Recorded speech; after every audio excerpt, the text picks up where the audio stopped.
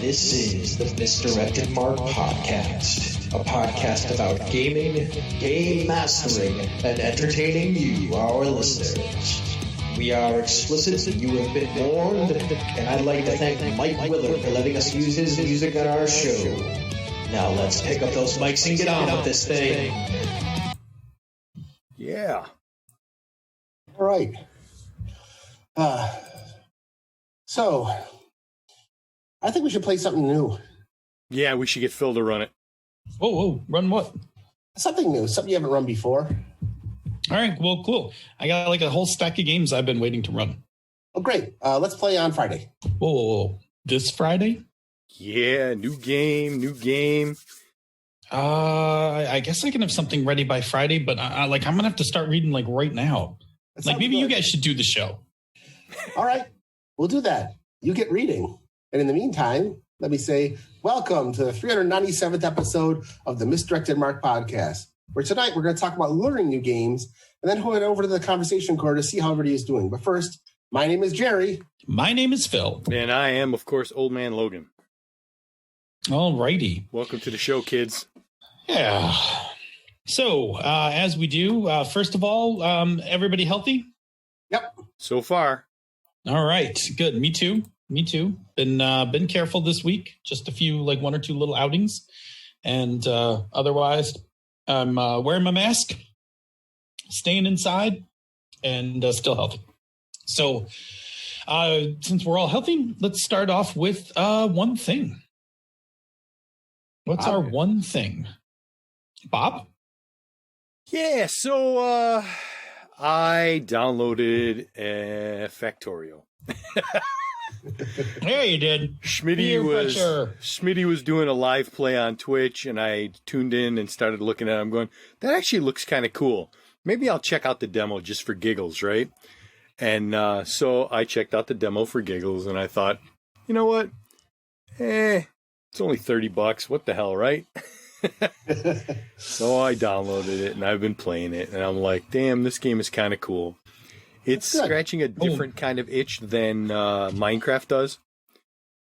Mm-hmm. Flexing a different kind of mental muscles. So yeah, it's an interesting game. There's a lot of weird stuff to figure out. And those damn bugs, when they start showing up, it's terrifying.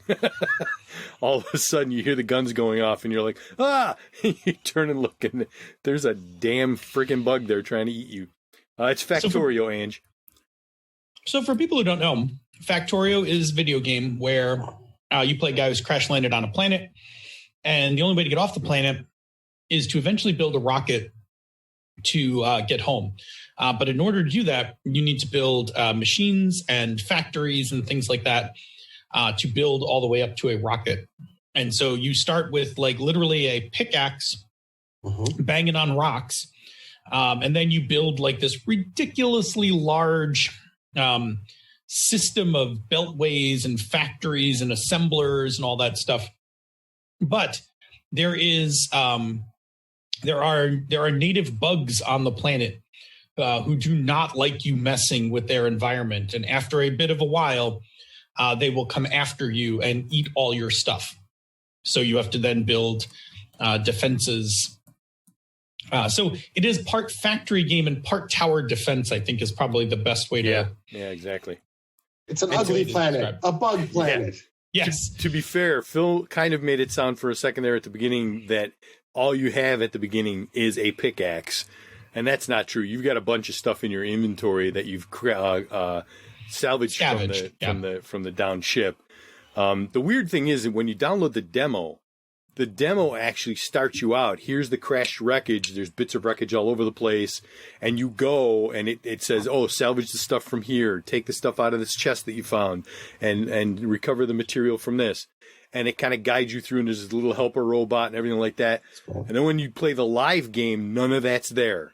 Nope. You just got a shit ton of stuff in your inventory, and you can build stuff, but you don't have a helper robot, and I miss him. Now, you can build some helper robots later, and they're pretty cool. But it's an amusing game. So that's what I've been killing some time with. What about you, Jerry?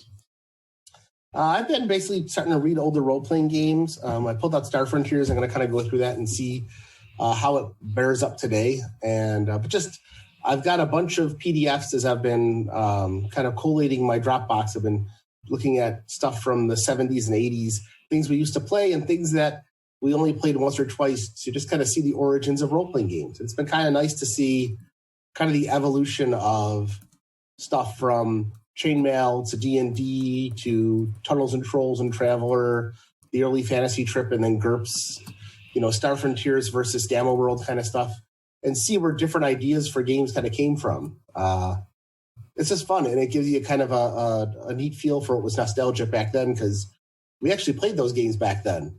We didn't play them a lot, but I had enough between my home group and the group at Adventure Games with the Plague Rats. We played games like 3 times a week back in the late 70s and early 80s. So we played campaigns, but a lot of like, hey, I got this game. Let's open this up and play this for the night. And we'd play, like Boot Hill for 3 weeks. And then, we'll just do something else.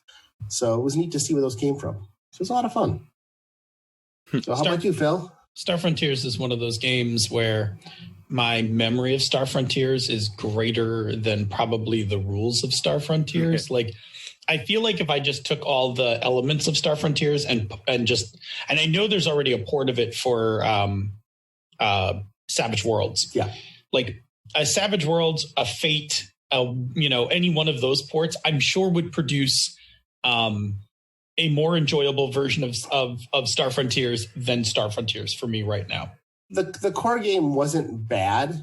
And the fact that they did it with it was a nice hybrid between the game, the role playing game, and all the little tokens and maps that you got, so that you could play. Mm-hmm. One of the best things that I learned when teaching people the new game was have them create a couple of characters and then just run them through a mission on the city map where they're just running around. I did so much of that. Jumping in cars, shooting at bad guys, and that, have them program a computer and all that, and just have them run around, goofing around for the whole afternoon. And it was a way to teach them the rules of the game without actually worrying about losing their characters, and give them a chance to, they've just created a character. They want to get in a flying car. Let them get in a flying car. Let them fly around the city a little bit. We ran down like bounties and stuff in the city, like chasing them down with my Explorer. Yeah. Right. The Explorer was the big giant. If you've ever seen the cover of Star Frontiers, the Explorer is the thing that's wrecked. Yeah. We love on the front cover. I love that front cover, by the way. I would of the many game prints I want for a future house, the Elmore Star Frontiers cover, the Alpha Dawn cover is one of those. That is one of 2 pieces of Elmore artwork that I like. I know you're not a huge fan of Elmore. I actually like Elmore quite a bit. I like some of his stuff, but I liked the cover of the 2 Star Frontiers modules a lot. Yes. And I liked 1 or 2 of his Dragon magazine covers. My favorite Elmore piece ever, and then I'll tell you what my one thing is. My favorite Elmore piece of all time is The Death of Sturm from Dragonlance. Yeah, I think you and I like that for different reasons. Yes. I think you like it because Sturm's dead. Exactly. Yes. Kitiano is my favorite character from that series. The The Death of Sturm, I think, is probably one of his best pieces. It is an amazing piece of artwork. It's really well done. Yes. Yeah. The other piece that I want is I want a Holloway print of the cover of either the 1st or 2nd edition Paranoia. Yes. Either one would be acceptable, but Holloway's any Holloway print from Paranoia would be fantastic. Okay. Vapors don't shoot back. Yes. Vapors don't shoot back. How about you, Phil? What have you been up to? My one thing is Star Trek. So I believe the prophets have told me that I need to run Star Trek. So here's what happened. I got curious about it. I was watching Picard, right? So the whole thing starts because I started watching Picard. Mm-hmm. And I'm almost done with Picard. And then I was like, cool, you know what? I'm going to watch yesterday's Enterprise. So I watched like a little Next Gen. And I was like, you know what? I haven't watched enough. Like I haven't watched DS9 enough times. Like I've seen Next Gen like a million times. So I started watching DS9 again. And man, I love DS9. I loved it before, but man, just rewatching it reminded me like how just enjoyable that series is. So then I got the Star Trek Adventures role-playing game, right? The Modifius one. And I was like, cool. I'm going to start reading the rule book. And I'm reading the rule book and I'm like, yeah, you know, I could see myself getting another Trek book or two. And then bam, the Bundle of Holding comes out yesterday. Yeah. Which is like damn near every book. So I picked that guy up. The Prophets of Logan. The Celestial Temple has opened and has delivered me all these PDFs. I feel therefore compelled at some point. So I am going to run Star Trek at some point, which isn't actually a priority on my list. I'm just reading the game right now. But watching Star Trek has done a lot for my mental happiness. Like I just forgot how not only how good it is, just like I forgot how decent Starfleet is. Yes.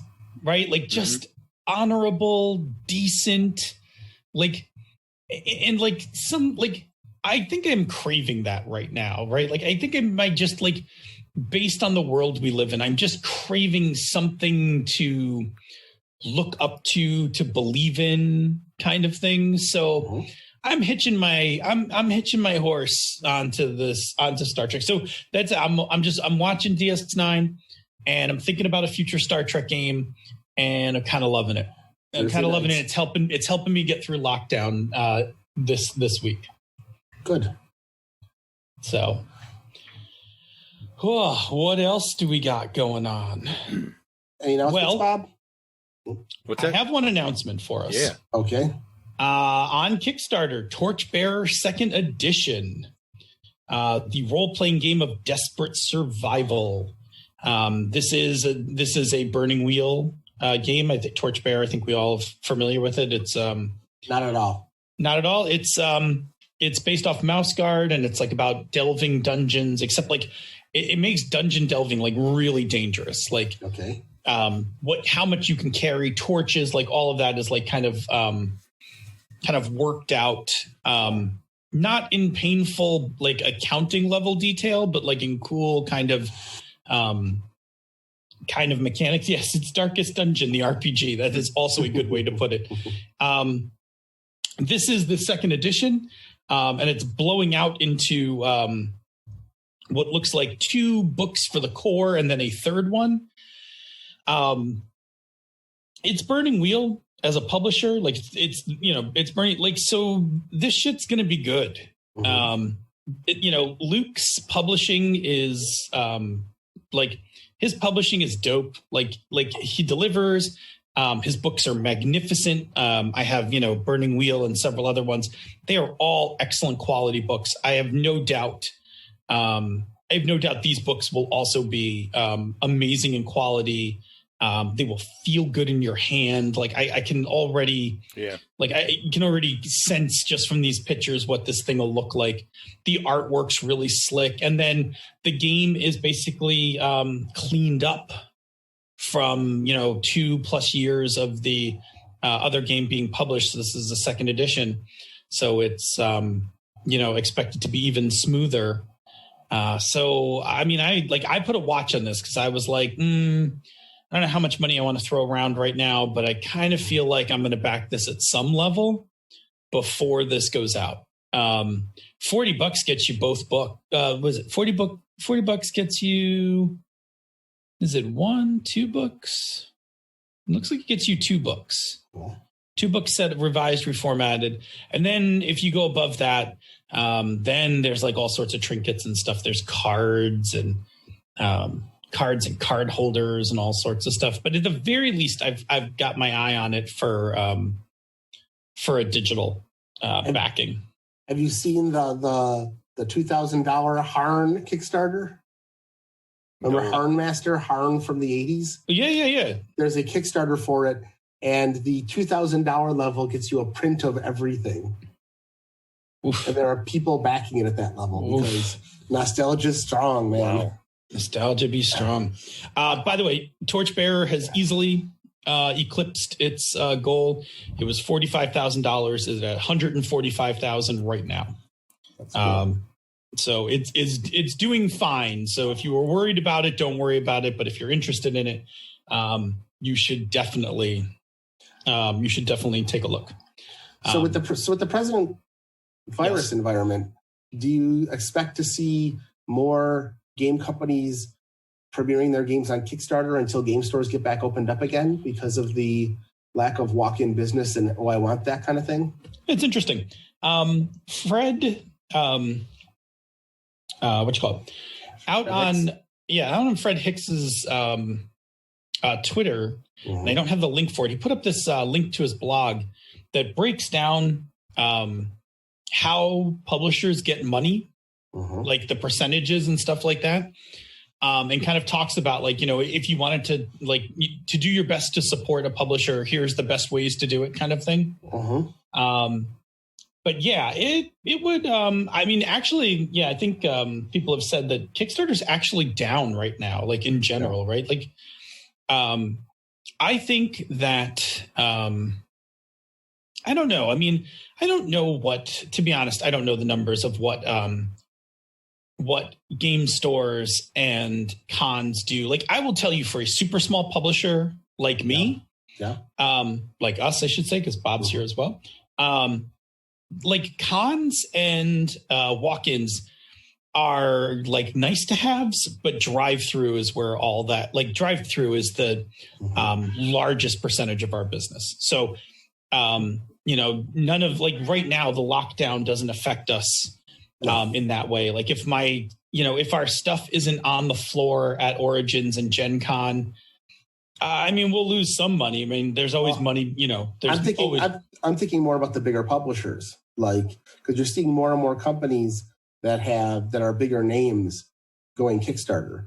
You're seeing, of course, like Pinnacle's done it for years, and Evil Hat's been doing it for a while now. And I'm seeing more and more companies are just going straight to Kickstarter. I'm wondering if this is going to be a continuing trend, and I'm wondering how the lack of brick and mortar access is going to affect this. It's a thought. It's not oh my god. I think it's legitimate. I mean, one, I think it's short. I think it's short-sighted to just completely shift your business over. Brick and mortar is going to open eventually. Oh yeah. So I think that you do make more money from a Kickstarter than you do through distribution, because if people are just going to pay you up front for it, you just have to give Kickstarter their cut. Right. And then the rest of the money comes to you. And then, you pay for your book runs, your fulfillment and all of that. And then if you're going backer kit, you got to pay another chunk to somebody else. But, when you pass it through a distribution chain, you make far less, but you reach wider. Right. That's the difference. Is that why we're seeing so many people getting off? I back a lot of Kickstarters. I backed even more in the past, but it's frustrating me now that there are all these different companies like, okay, now that you've finished this, now log into this exclusive site to get access to your stuff that we already, paid for, instead of just using BackerKit or something like that. And so it depends. It depending on your size. Our Kickstarters have always been too small to justify BackerKit, right? Because BackerKit is a percentage of your total sales or whatever. So you got to factor that in up front, and you got to scale up large enough, and then BackerKit then handles the rest of that for you. So yeah, if you don't do that, then you just need to have another way to do it. So we've done. I like doing ours through drive-through. Yeah, because that's a really easy infrastructure. Like if I want to give you PDFs, I want to do it through drive-through because that infrastructure already exists. And the other thing that's always really good is that once we send you your drive-through code, it's permanently in your drive-through library. Right. And then you can always get it back. I don't mind those. I've got a lot of companies that are going to their own private websites, or you've got to log on to itch.io, whatever the hell. Well, itch is the independent version of drive-through, right? So itch is where independent indie game, not indie game, but indie video game and things like that as well as indie RPG designers are putting it up. It's essentially the same as drive-through. It's just smaller and a little more, kind of a little more on the indie side. But itch effectively serves the same purpose as drive-through. I just do drive-through. I like drive-through. I like drive-through because it's pretty straightforward, and I like drive-through because honestly, I mean, while you pay a percentage for it, I think you get a lot out of working with them. I also like the fact because it's one-stop shopping. You can just go there and find all your stuff in one spot. Oh, I mean, there's a huge convenience to that. And they do POD and all that stuff. So yeah. I've been happy with them. Yeah, I've never had a problem with drive-through. Drive-through's always been very good to us. And while it's not the same as an offset print run, I've never been sad about the books we've gotten out of drive-through.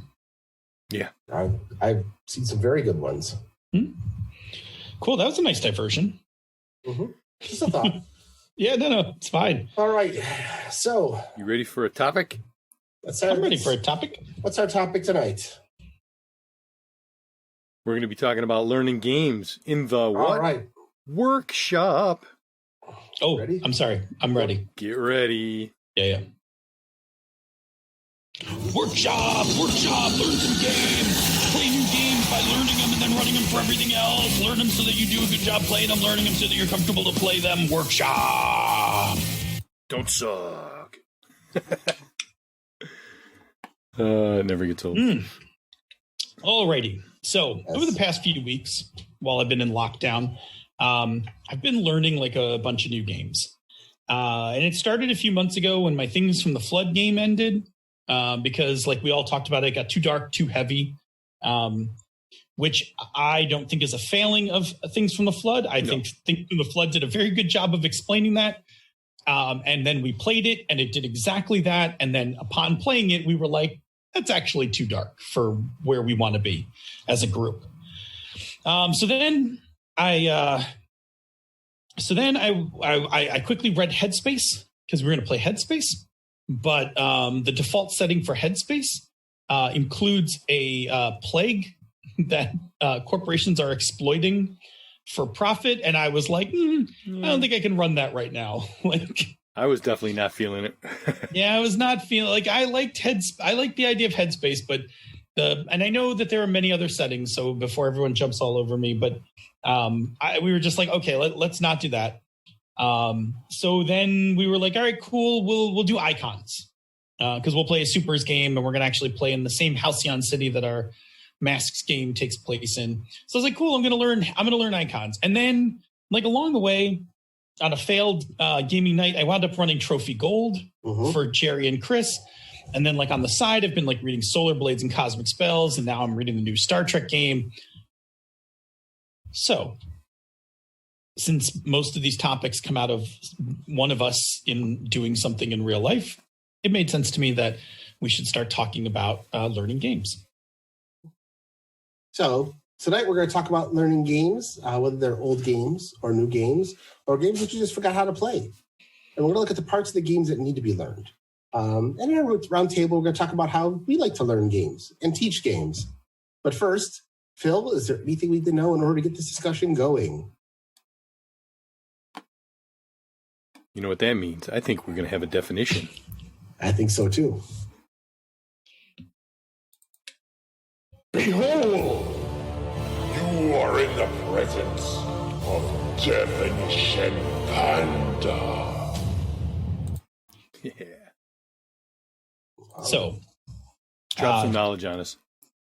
So this will be good because Jason's in the chat room right now, but we're going to frame out a lot of our discussion tonight by talking about Jason Pitre's 4 structures. And just as a quick review, there's actually much nicer and well-written piece out on Jason's website, but the 4 structures being system, the rules and procedures of play, the setting, the fictional context for play, the situation, the inciting incidents and purpose of playing. So the why, like, what do you do in this game? And the subtext, right? The deeper meaning and symbols associated with the game. I like these structures quite a bit. And as I was thinking about learning games, I thought these would be a good way to kind of frame out different parts of the game. So we're going to use them in our discussion tonight. And we have actually, we have two additional terms I want to define, right? So I just want to make a distinction between learning a game, right? So this is the act of making oneself familiar with system, setting, and situation of a game, with the goal being that you're able to run or play in this game. And I want to differentiate that from system mastery, which is a state where you have developed a deep understanding of the rules of the game and understand advanced techniques, strategies, nuances, and along the way, you probably have discovered and have utilized the subtexts of the game. Does that make sense? Yeah. I think it's a good thing. Okay. So tonight we're going to focus on learning the game. We're not going to worry about system mastery because system mastery is something that comes up after you have begun to run the game for a little while. But what we really want to talk about is how do you go from book you've never cracked the spine on to getting it to the table and doing something with it. So, Jerry, what are the goals for learning a game? Well, first of all, you have to know there's lots of reasons why you want to learn a new game. Might want to just run it for some friends, or it might be something you're picking up to run at a convention or game day. It's how I learn a lot of new games. Is somebody's running a game day and I want to grab something new to try there. It can be curiosity or research. You're picking up a game to read because it sounded interesting or because you think it might be good to add into a game you've got. And you might be learning a game just as a player. The GM's brought something to the table and you want to learn how to play it yourself. But what's important is, what does learning a game actually mean to all of us? And what should our goals be when we learn a new game? Right. So just to go back to what I was saying earlier, let's start by saying what it's not. Right. It is not system mastery. All right. System mastery comes from time spent with the game. And that's not going to come from just reading the rules or running a single session. System mastery comes from actually like playing the game, digesting podcasts and articles and running it more and more and more. So learning a game is kind of how we should approach prep. Our ultimate goal is going to be, we want to be comfortable to bring the game to the table and play it, but not have to know every little nuance of it. So in order to get there, we need to set some smaller goals based on the 4 structures. We want to determine what comfort level we need for each of the structures and figure out just how comfortable we're going to be to run the game. Yeah, I think I think that's important because, and I think we'll get to this in a second, there's some subjective parts to this, right? Like yes. Comfort is the word we're talking about here because I know, and you know what, I'll hold off because I think we're going to talk about that in a lot more depth. I think I'm getting ahead of myself. So anyway, all of this is going to be influenced by a number of different factors. So first one is, who are you running for, right? Are you, like in my case, and I won't say this is true for everyone, but my friends are probably more forgiving than strangers. So if I'm not super sharp on a game when I get it to the table initially and I'm running it for my home groups, that's usually not a big deal. But if I was taking this to a con and running it for a group of strangers, that may be a bigger deal. Is this thing for a one-shot or a campaign? Because that's going to determine how well I really need to know the rules and if I'm going to have time to improve at them, right? Because if I'm running a campaign, I don't have to get everything down the first time. I'm going to get to run this like a whole bunch of times. Like, well, I'll get more time logged in on this game. If I'm running it for a one-shot, do I need every rule in the game? Probably not. I can narrow my one-shot to, stay within a certain set of the rules. The other one is, what kind of game is this? Like, does this game have a heavy or thin setting? Is it a complex or simple system? That's also going to be a big factor into what it's going to take to learn. And I differentiate those two because learning a deep, heavy setting can be just as much work as learning a complex system. Yep. So I think those are all important factors into kind of figuring out what you need to know.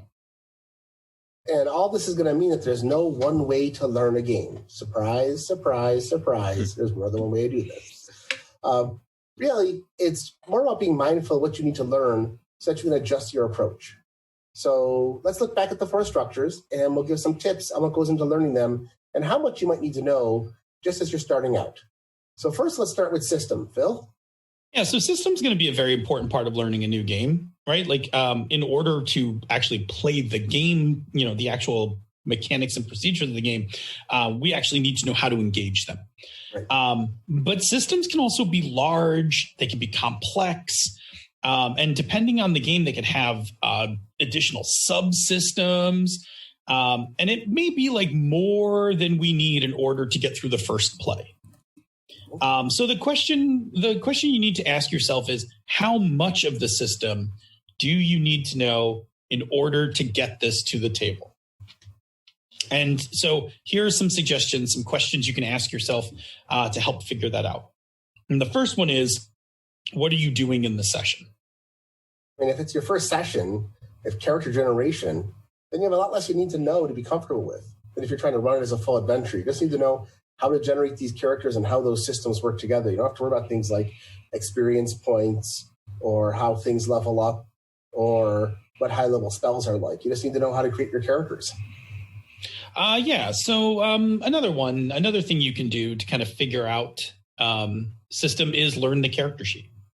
Oh, this is a big one I'm going to talk about later on, but this allows you to understand what goes into making a character. What are the stats, the skills, and the powers? But you don't need to master any of these. You just need to be familiar with what the characters have right now. Mm-hmm. Learning the core mechanic for the game. Most games are going to have a core mechanic that powers most of the checks in the game. It could be something like the D20 system for 5e, or the Fate dice system for Fate, or the exploding dice system for Savage Worlds, or even the card system for Marvel Saga. Most games have one core system these days that works together. We're lucky that we're not in the annals of history when every single thing in the game was a different subsystem and a different thing you had to learn. So it makes it a lot easier to learn games today. Yeah, actually, I mean, to that, actually, go ahead. Let me do the last one, and then I'll tack on the thing. So the other one is pick what subsystems you want for the game, right? So if your game has subsystems, which ones do you want? You don't have to have every subsystem in a game.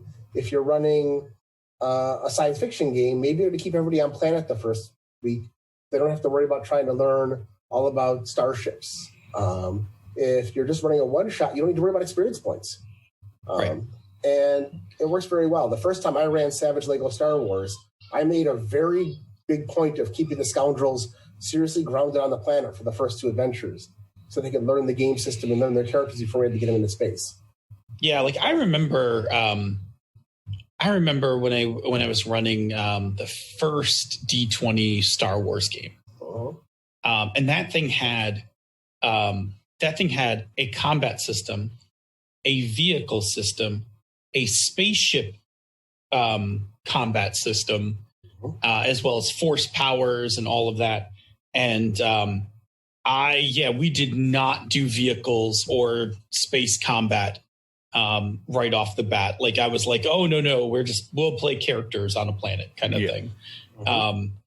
The other one I was going to mention is Burning Wheel is a game that actually has a number of subsystems that are slightly different. So there's a social combat system, there's a range fighting system, there's a close combat system, and they're all different. And a lot of people will tell you when you learn Burning Wheel not to use the subsystems the first time around, like just use the core mechanic to do some simple checks, because the subsystems actually take a little work to grok. And if you try to jump into a game using the core plus all three subsystems, it's a lot to get to the table.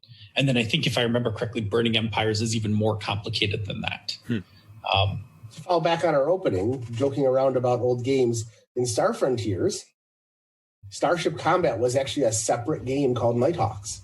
Yeah. You could play all of the core adventures and the 12 plus modules and everything, and the starships were just a backdrop for the game initially. They were just things that got you from place to place. And so you could play lots of really cool adventures. Chances are, if you were on a starship in Star Frontiers, it was crashing on a planet at some point anyway. So many Star Frontiers adventures are about crashing on something. Which is funny because also Nighthawks, which was that Starship Edition, you could play without the role-playing game. Right. It was a tactical skirmish game as well. You could just play you could just play Nighthawks and just have ships fighting each other and never have characters or land on planets or anything. Mm-hmm. You could actually play whole campaigns where just the crew of a ship role playing with each other on missions and so on without ever having to worry about anything but Sathar and pirates. So yes, it was a lot of fun. I'm not trying to pimp it up too much. I'm just saying it's a good example of what we're talking about tonight. So. No, I'm with you, man. Look, I have many fond memories of that game. All right, so how about setting? All right. Setting's really important. The setting is the backdrop of the game. And second to the system, it's probably the most important part. You need to understand enough of the setting to convey it while running the game. The first thing you need to determine is how integral is the setting to a game. Right, like games like Dungeon World don't actually have very much setting, right? Like Dungeon World doesn't have a defined setting. It's just like generic fantasy world until you answer a bunch of questions or make some stuff up, right? But it's not anything like when you're learning Dungeon World, there's not a setting chapter you have to read. Right. But other games like Star Trek, I'm reading that Star Trek Adventures thing. I'm 3 chapters in. We haven't barely touched a rule yet. And we're just the history of, the history of Star Trek, the United Federation of Planets. What do crews do? Like there's just like 3 chapters of just setting.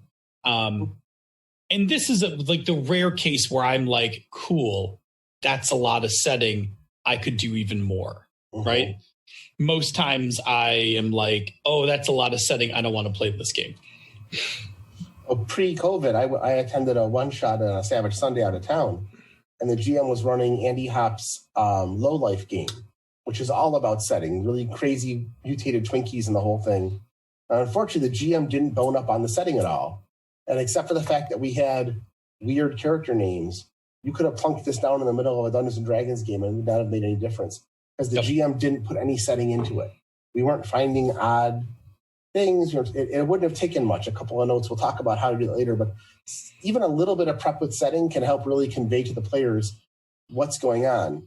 And setting's also important because it helps to kind of give the players an idea of where the adventure is going and what you're talking about. If you're doing Star Trek and you're all members of the United Federation of Planet, that's very different than if you're playing Star Trek and you're a bunch of Bajorans trying to escape the Kardashians. Or the Cardassians. Or the Kardashians.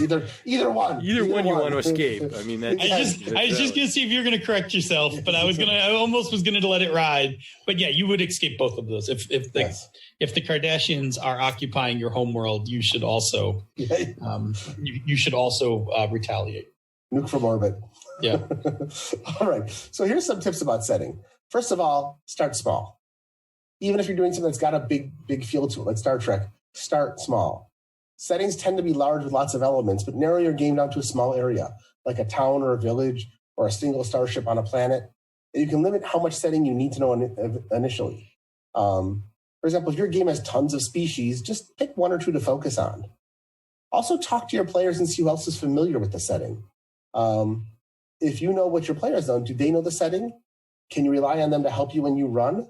And can they help to kind of add a little set dressings in your notes to drop in when players encounter things that make the setting unique? Look up a few little minor things. Everything from the fact that, like in Star Wars, there's no paper. Everything is plastic sheets. Yes, clear plastic sheets. Flimsies, I believe, is what they call them. No, plastic sheets is aliens, isn't it? Could be that too. Yeah. But just having those kind of things in place, go into the bar and somebody's drinking blue milk and you know what you're talking about.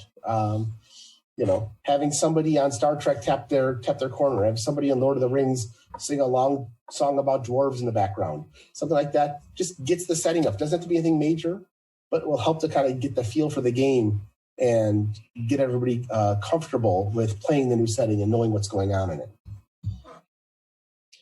Yeah, absolutely. Situation, right? Situation is about knowing what the players do in the game. So most well-written games state this actually pretty early in the rules now. I actually like this a lot. Like past games did not do a great job of setting this out, but modern game designers have done a much better job of kind of saying like, and this is what the players do in this game. If you can't find it in the book, if the book does not explicitly tell you what the players do, I then will turn to the sample adventure that's provided. I'm not saying I will run the sample adventure, but if you look at the sample adventure, you will get an idea of what the authors think that the players should be doing, and usually you can kind of infer what that is. But if you run a published adventure, you can actually save yourself a lot of headache in this area for learning, because the situation is going to be baked into the adventure. Now, the caveat to that is if the adventure is good, right? Mm-hmm.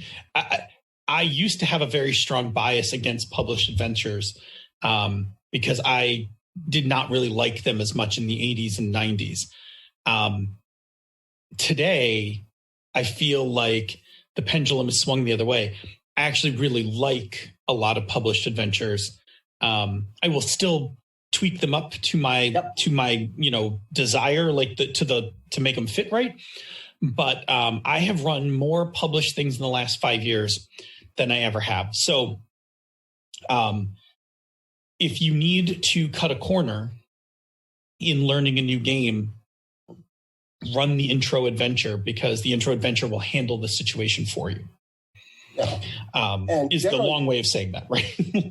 And generally, the intro adventure, if it's a well-written game, is designed to walk you through some of the subsystems that you need to know in the first place. Yes. And also kind of highlights, if you're running a fantasy adventure, oftentimes the sample adventure is going to include some magic deciphering and a big monster to fight and a trap that needs to be found and some sort of thing that the cleric has to help with besides healing. It's just a well-written first adventure often has a bunch of things so the players get a chance to kind of flex their muscles and see what their character can do.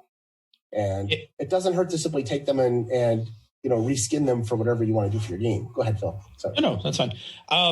So the other side of this is there are a lot of games that have very broad or varied situations that are possible in the game, right? Like this game is a fantasy game, but, it isn't narrowed down to, just dungeon crawling or whatever. So it leaves it open for, is this a fantasy political game? Is this a, high fantasy questing game, whatever. So if your game is broad like that, you are best to try to focus narrowly when you are first getting the game off the table. Like, for instance, as I'm reading Star Trek Adventures, they're very clear that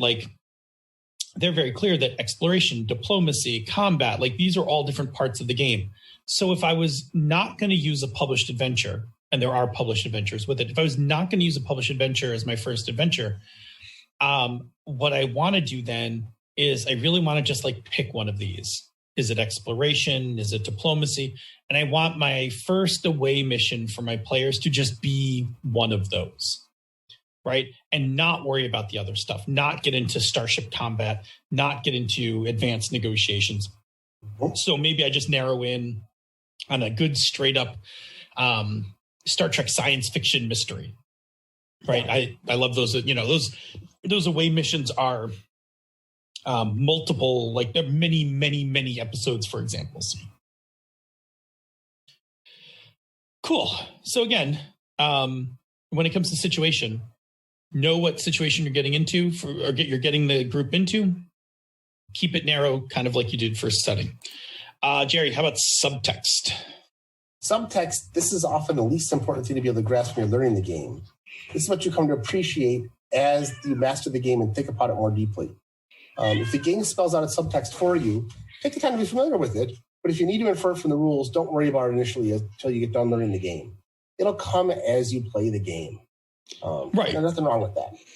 No, I think that's fine. I mean, for instance, there's some subtext to Hydra Hackers about negotiation versus combat and things like that. And it's spoken about, not overtly in the text, but you don't really need to understand that to get started. As long as you, as long as you read the moves and realize the fight move basically sucks and the negotiation move is pretty cool, you'll pretty much figure out that negotiation is your better weapon in the game than all-out combat. Definitely. All right. So using those structures, we've kind of looked through, like, if you have to, like, if you're learning a new game, some ways and some tips and tricks to kind of maneuver through those different structures, getting familiar with them.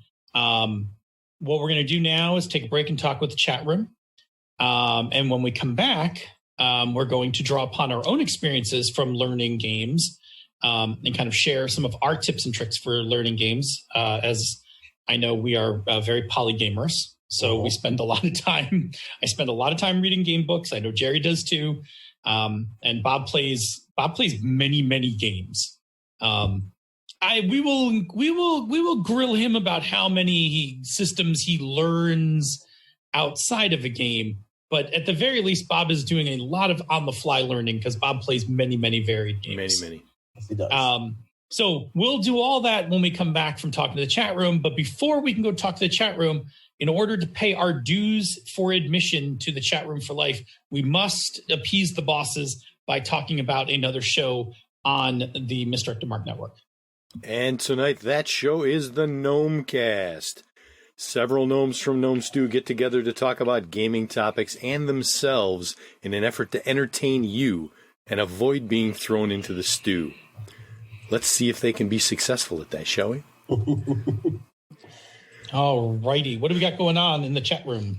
Chat room's pretty much engrossed in the topic and a couple of side things. I think pretty much everyone agrees that if the Kardashians were occupying your planet, you would escape because they're not the people you want occupying your territory. No. Nope. No. Excuse me. And apparently I offended by talking about a song about dwarves instead of some song about tragic love or whatever. Well, Senda is a big fan of songs about tragic love, so. Yes, but I voted for the... I know. And a serious Tolkien nerd. So you have to... That's like you will serious Tolkien nerd. Right. Like do not ask her which Hobbit movie was her favorite. She will cut you. You mean the Rankin Bass cartoon? That is the best Hobbit movie. That is the best. To be clear, the cartoon is the best Hobbit movie. Yes, it is. And has better songs. So Where there's a whip, there's a way. Yes. That was Lord of the Rings. That was Return of the King. Damn it. That wasn't The Hobbit. Shut up. I said your words. Okay. That's okay. When I read Tolkien, I skip the songs anyway. So that's like, oh man, yeah. Okay, I don't want to go down that rabbit hole. You're just gonna make her madder. Don't. She's gonna pull the plug on the show. She's gonna get mad. Oh man! All right, push the big red button. Shut this thing down. Let's just jump right into phase 2. All right. They're all quiet. All right. Apparently they're not. Apparently nobody's learning any new games in there. All right, cool. So in this second half, we are going to draw upon our own experiences about how to learn new games. And I'm going to kick this discussion off with the following question. With regards to system, what are your tips for learning new systems? Well, Gary Hintermeyer, who is the person who taught me role-playing games, also was my brother-in-law for a while, back in the 70s, told me that one of the best way to learn a game's mechanics is to create a few characters. If you're reading through a rule book and you're trying to figure out how everything goes together, he said, just get to the section on character generation and build a character. It'll teach you how some of the rules work, how they interact. You might find out where some of the pitfalls are to creating your character and what things you need to learn more about. But it really helped to teach me back then how to learn whatever new game I was playing. And you're not going to be perfect at it, but it gave me an idea on what the games consider to be important. You know, you roll up a D&D character for basic D&D and then go into the next couple of pages and you realize, okay, you know, my fighter should have had a better strength, or, you know, wow, my wizard has 2 hit points. He should probably not be in the front of the party. That sort of thing. These days, there's also podcasts and YouTube videos of good actual plays. But especially the ones where they actually review the rules when they do something instead of just playing a story out. Those are all fun to listen to, but if you look for some really good actual plays where they talk about the mechanics of what they rolled and how they put a dice pool together or whatnot, you can learn a lot about the game by just listening to 1 or 2 podcasts. However, remember, people that are doing games online are experienced GMs and players. So when you go to run, don't compare yourself to the skills of somebody who's been doing this for a while. Just learn the game and have fun with it. Yeah, don't get intimidated by that. Yeah. And to tangent just a little bit off of that, not only are they experienced, but some of them, like Matt Mercer and the gang, they are like talented voice actors. Like they're like professionals. So their game experience is being tailored in a specific way, and not everybody at a table is going to be able to get that same kind of experience. So don't fall down that rabbit hole of trying to be just like them.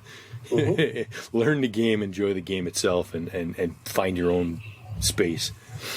But yeah, most of the systems that I've learned were taught to me by the GM and the other players, and from playing the game.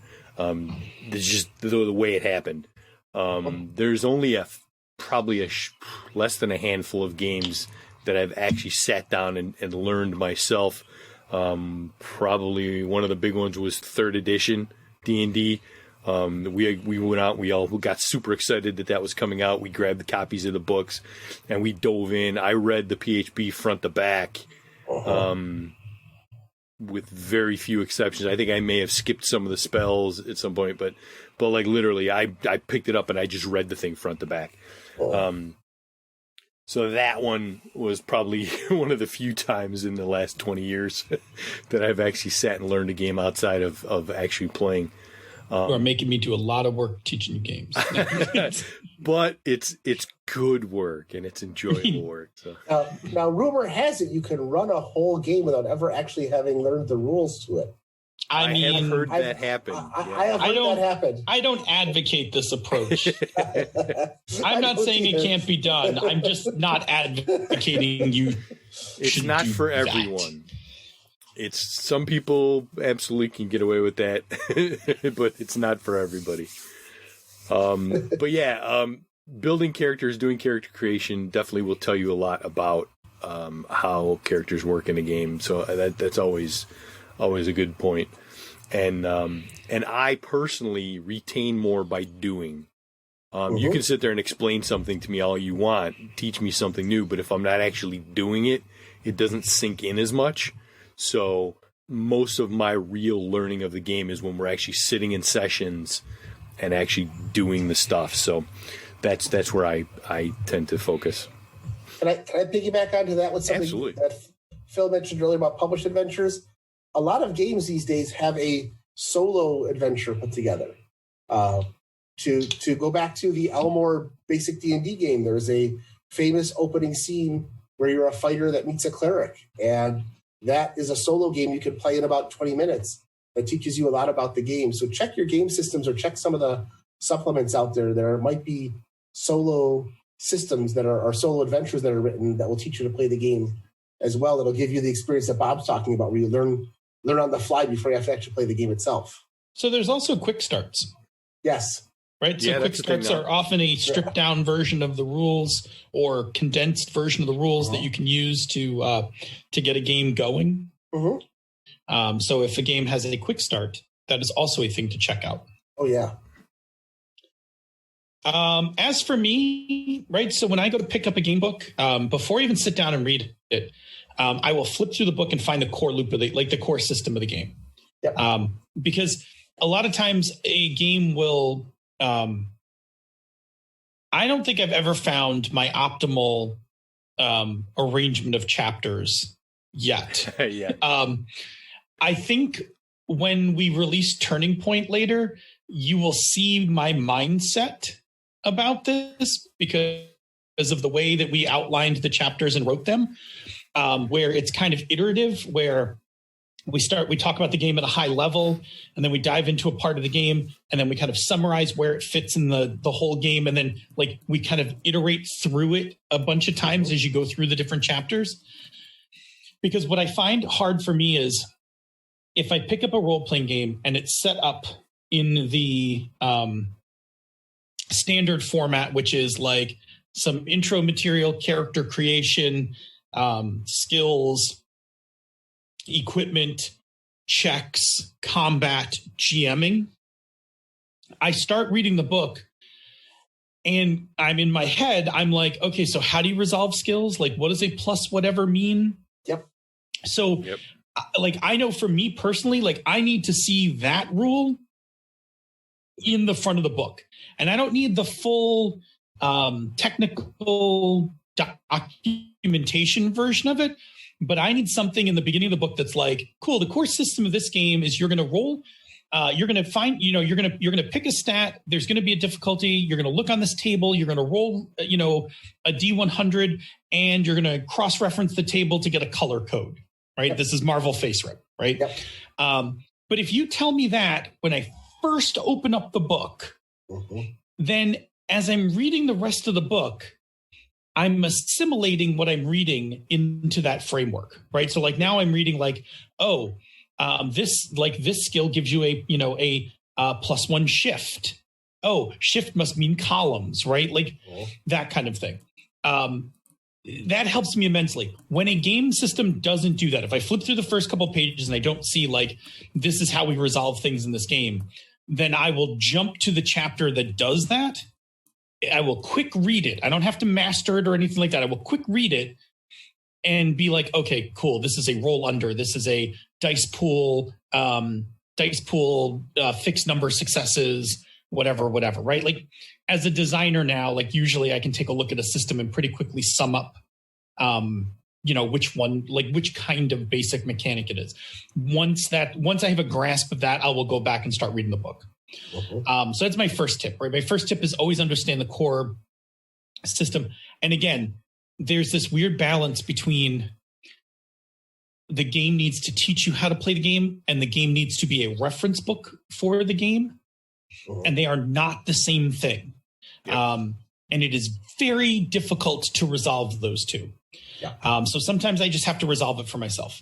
All right. So the next one is, I will, as I'm reading the book, decide which chunks of the game I'm going to be more concerned about than others. So like I'm reading Star Trek Adventures and having flipped through the chapters, like I know there's a whole chapter on starship combat. And I'm like, well, won't have to worry about that the first time I play it. Exactly. Like, because I'm not going to use it, right? Like, and in fact, if a game has a separate subsystem for vehicles, it probably will never be in my first run of a game unless that game was Car Wars, right? Like, unless literally the game is about that thing. I will never put too many of the subsystems in the first time I run a game. I really just want to run some core skill checks, a little bit of combat, and run out some story. And then, the last part of that is making sure I know what subsystems go with the situation of the game or the session, right? So if I'm going to do a published adventure, then I kind of want to see what the published adventure has, like what are they, pulling into the game. If I'm writing my own, then I want to kind of look through and be like, okay, well, I want investigation, combat, whatever. And then in future sessions, as I run it, I will pull in like, okay, like for instance, when I ran Knights Black Agents, my first adventure was very much some combat and some investigation. And then a session or two later, we did a chase because that's like its own subsystem. And I was like, cool, tonight is the chase night. Right. Like, and gave me, and then pulled that mechanic into the game. So I do a lot of that. So like, I know eventually when I run Star Trek, my first adventure or two will be planet side or ship, problem or, like, chasing down engineering problem on a star, on a space station or whatever. But within like 3 or 4 sessions, there'll be some space combat because, that is a part of Star Trek, but it is a subsystem that like can get its own evening for focusing on it. Yep.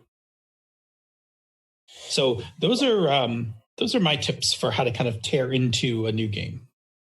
All right. Question number 2, with regard to settings, how do you learn a new setting? Bob?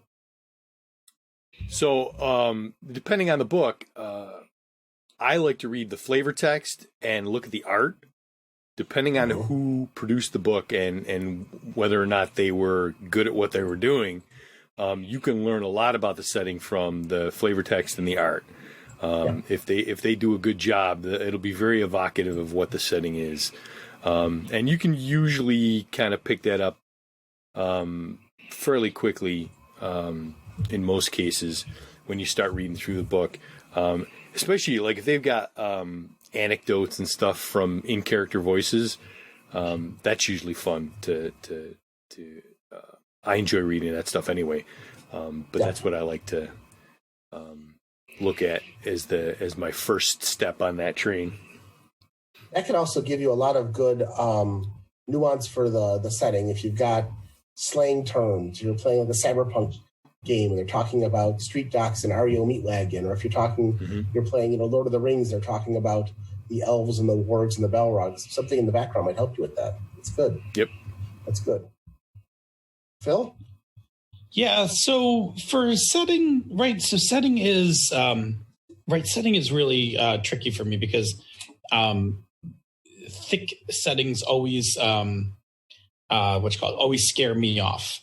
So I I'm immediately like intimidated by something like Forgotten Realms, right? Like, I don't want to learn all of Forgotten Realms, right? Like it's too much.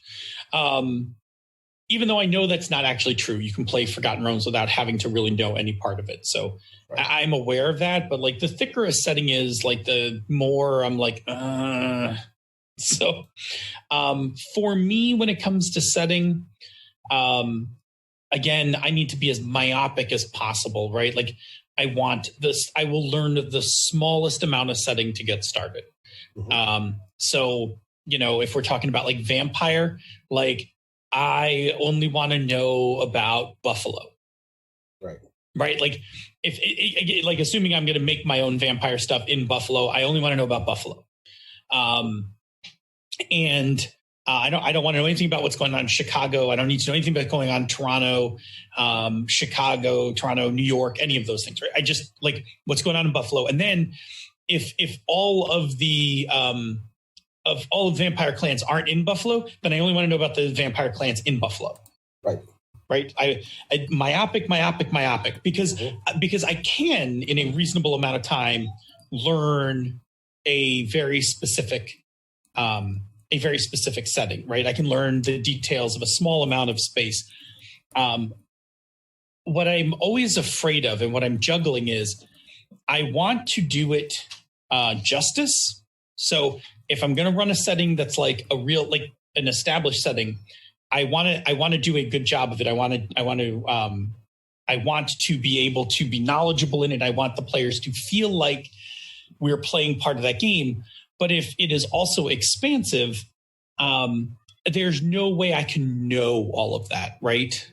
So it becomes a balancing act. A place where I'm more comfortable, I might take a more relaxed approach to that. Like, again, when the time comes to play Star Trek, like I'm super comfortable with Star Trek canon and lore and stuff like that.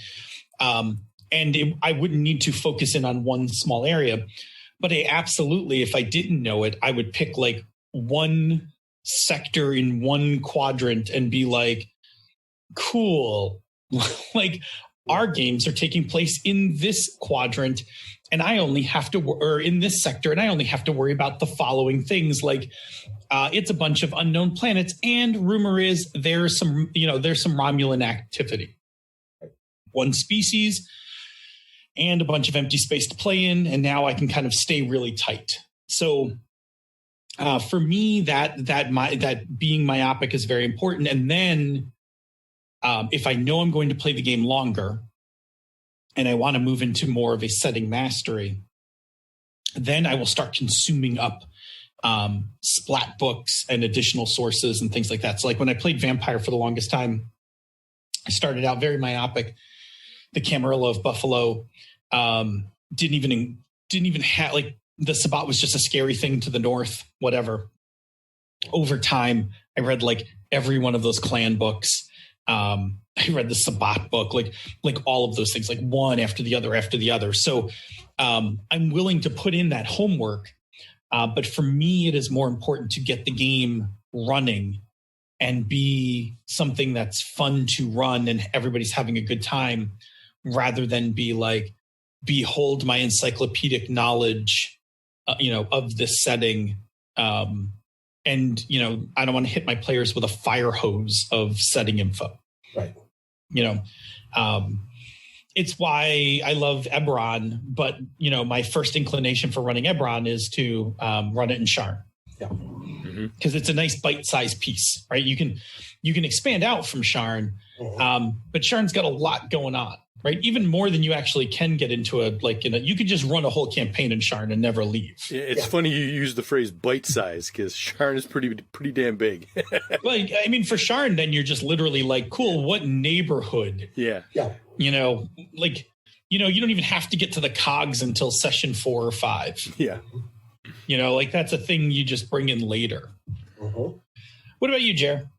Well, first of all, I like to pick a short, small story arc that covers one area. Just like you said, pick something small. If you're going to do, a Star Wars game, keep it on one planet. If you're going to do Lord of the Rings, keep it in one town, that sort of thing. Learn a little bit about it. Read the setting a little bit to get some information about what's important to that area. And then for me, I like to pick some fun NPCs to interact with and learn how they would fit in the setting. So I've got somebody that the players can interact with to keep them where they're supposed to be, but also give them whatever setting notes you want. And I'm a big fan of art. The thing I just put behind me here, that's the inside of Sharn City of Towers. Funny you should mention that. And that is the picture that got me to buy Eberron. Good evocative artwork that shows something important about the game will help to put setting together. You put a couple of pictures out for your characters or your players that shows what's going on, and they may think, okay, now I've got an idea what that game's supposed to feel like. You've heard me complain about certain role-playing games, I won't mention any now, that have what I consider to be very uninspiring artwork for me. I look at the books and I'm like, I would never want to play that scene. Other games like Star Frontiers, you look at the cover of the first 2 Star Frontiers books, and you've got a feel for what that setting's like. And not just because the vehicles have crashed and they're on fire. But which happens. But yes, but also the vehicles have crashed and they're on fire. Yes. But it gives you an idea of what you're looking for. The cover of the Barbarians of Lemuria book, which has a barbarian standing there in front of a evil priest and his masked ape minion while a bunch of tentacles come out of the corner before he sacrifices somebody, gives you an idea of the kind of adventures you're going to be playing right from the get-go. And so art can often give me a feel for what I'm supposed to look like, or what the game is supposed to look like when I'm playing it and what the settings are going to be like. Lord of the Rings looks very different than Dragonlance, even though they're both fantasy settings. Yep. Yeah, absolutely. It's funny you say that. I'm thinking about Dungeon World, right? And while Dungeon World, I think, has a very evocative cover, yes, I don't think there's any other artwork in Dungeon World that I find evocative. No.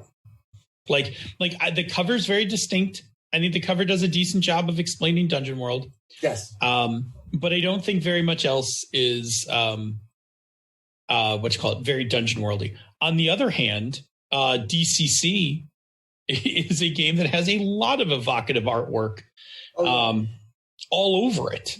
Even the negative spaces of maps are like a field day for the artists to draw in.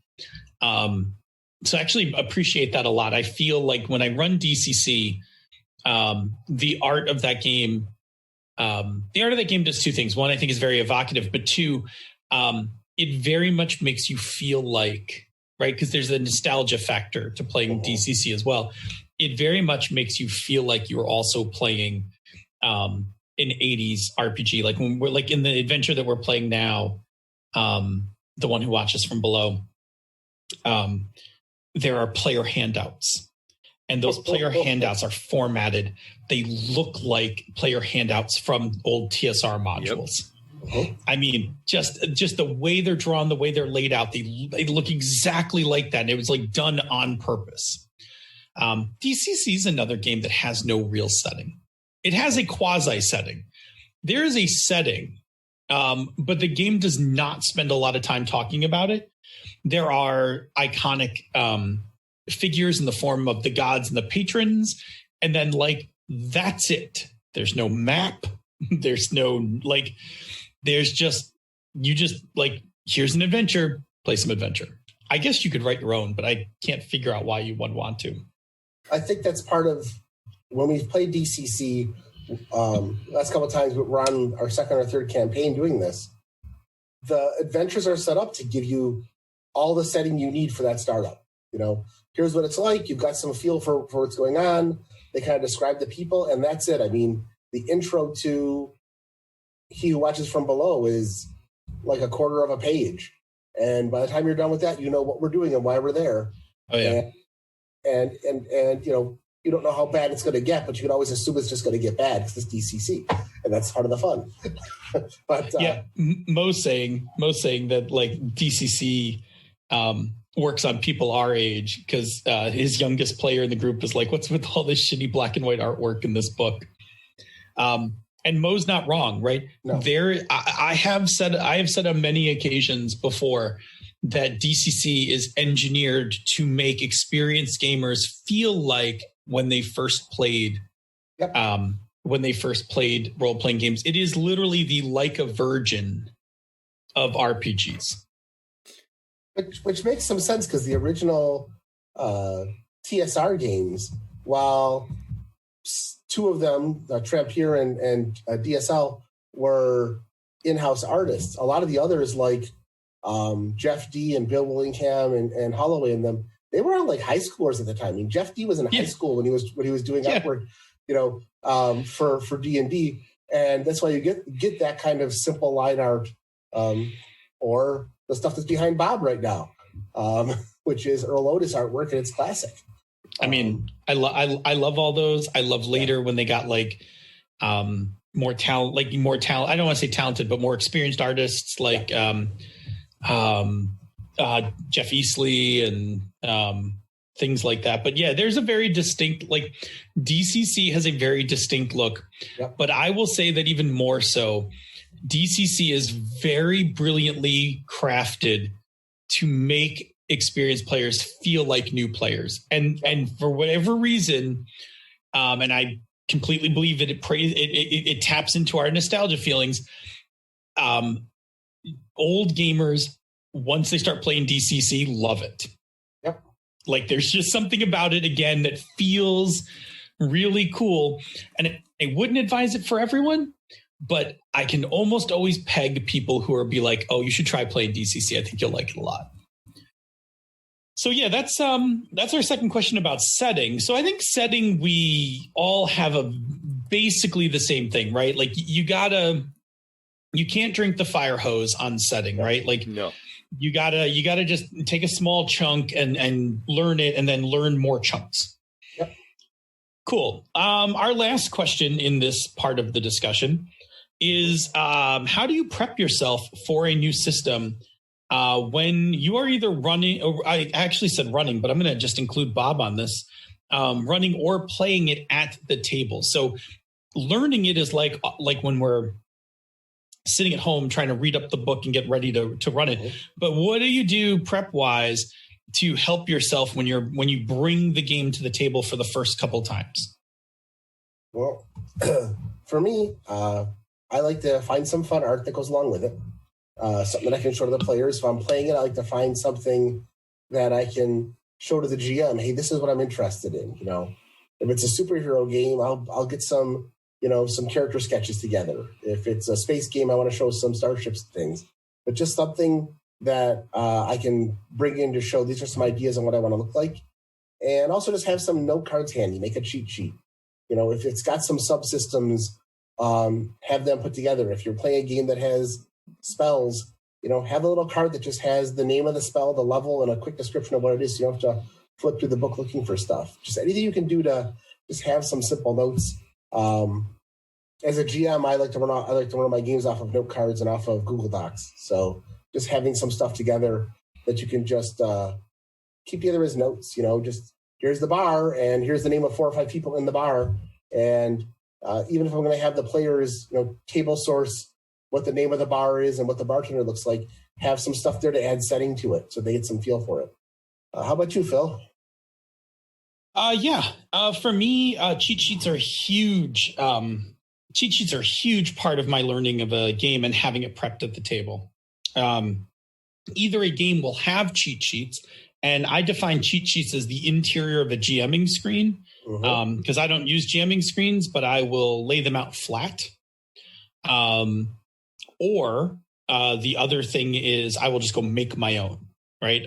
Which can be anything from screen capping parts of the PDF and pasting them creatively on a piece of paper and then printing it, or we could get even more ridiculous, like I did for Blades and for Scum and Villainy, where I actually just went and remade a number of the resource sheets for the game because I didn't like the way the game had them arranged. And I went and just made my own that I liked better because that shored it up for me. So any range of those is good for me. But having the key tables in front of me keeps me from flipping through the book, right? Like flipping through the book to me is the dead air of running a game. And I will have to flip through the book. I know when I'm first running it, but if I can eliminate some of the things by having a table in front of me, that's best. So like icons is coming up in the near future.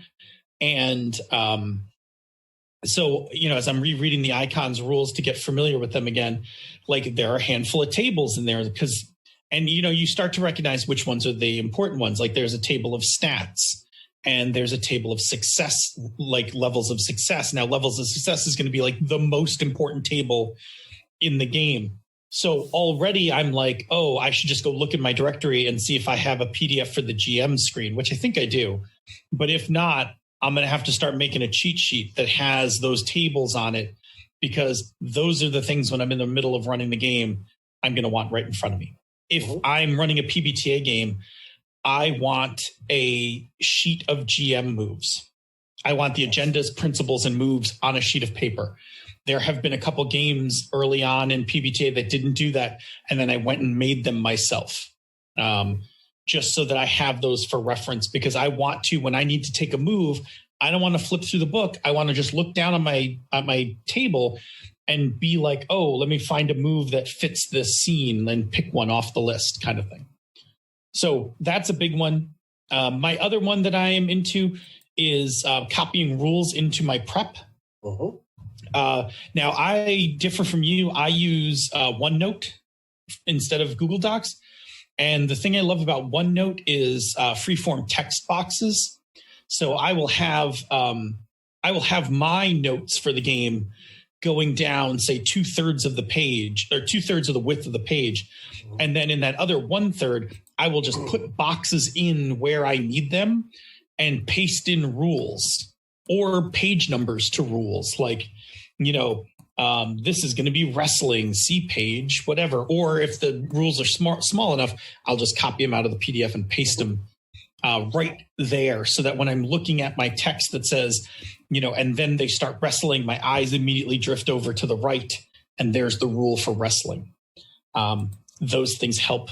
Those things help me immensely. I have said that for many years and talking in Never Unprepared and things like that, that especially when you get to like the weird esoteric rules, like you're doing a combat on an icy bridge over a river, you might want to paste the rules for swimming and armor, and dexterity checks or something, or acrobat, whatever, for whatever appropriate skill it's going to be to not fall off the bridge. Yep.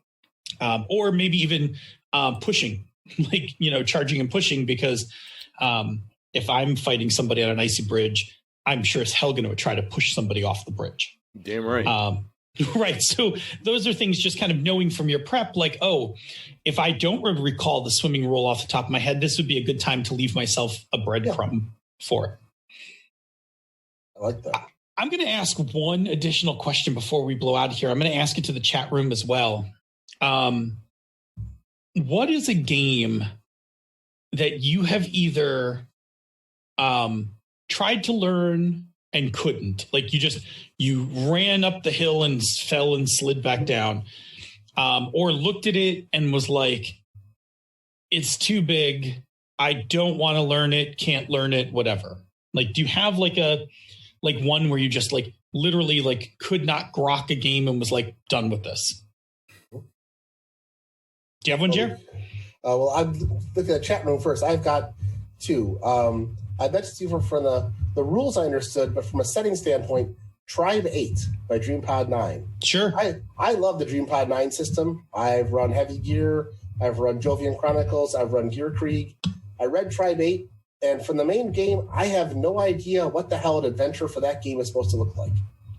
And I recently found a bunch of PDFs. I'm going to read them again. But when I read that game, the setting just made it to the point where I didn't know how to run a game in there. For a rule standpoint, the game system that I looked at, that I understood the rules, but thought that it was just way too complicated to mess around with, especially with the rates of success, was the World of Darkness system. Games like Vampire, especially Exalted, things like that, where I'm a simplicity person. So when you've got an ability called like the Many Feathered Rays of the Sun, it's just fucking 16 arrows. Just call it the 16 arrow shot, okay? But also just the fact that it was a game where there was a very huge power creep between characters very easily. I never understood how to run a game for that, for players that didn't all want to play the exact same character. It seemed like if you had somebody who wasn't min-maxing their combat, they were gonna fall apart the minute somebody drew a weapon. How do you run a game for both Aunt May and Aunt May and the Hulk? Yes, I've been called out that I'm the literalist. Yes, I am. Keep it simple. Don't make me fight for the game. What about you, Bob? I've been sitting here trying to think of a game that I couldn't grok. Most of the games that I haven't played because of the system's too complex or blah, blah, blah, were all games that somebody told me it was super complex. And I'm like, I don't want to go there. So I didn't actually read it myself. It was all hearsay. You've been victim to the rest of our prejudices for years. HârnMaster and Burning Wheel and it's like I heard tales of of these games and I'm like, it doesn't sound like it's up my alley, so I'm not going to bother reading it. I think we need to clarify the difference between games that are hard to comprehend and games that would just be frustrating to run. Because there are games out there that I look at and I'm like, they're simple games, but I know they're going to be a mess to run. And that's a different thing. How about you, Phil? For me, my Mount Everest for the longest time has been Burning Wheel. Okay. I once read most of the way through it and then did not get a chance to bring it to the table.